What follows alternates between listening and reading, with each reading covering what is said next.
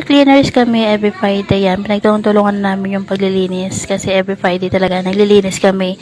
Kami mga officer nandyan sa kanyang mga kananay namin na tulong-tulong kami para mas mapabilis yung aming paglilinis.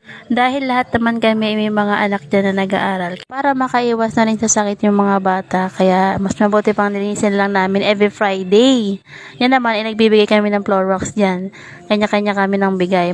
Bawat parent talaga magbibigay ng floor wax. Kailangan po talaga yan para malinis yung aming room. Dahil dyan, wala kaming ganap na merienda tapos namin yan. Okay lang yan. Pero pag nakaluwag-luwag naman tayo, magpapamerienda tayo. Char!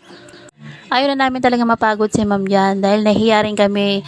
Dahil nga syempre kami yung mga nanay, dapat talaga naman kami talaga nalilinis ng room. Dahil si ma'am talaga ay matyaga nagtuturo sa aming mga anak.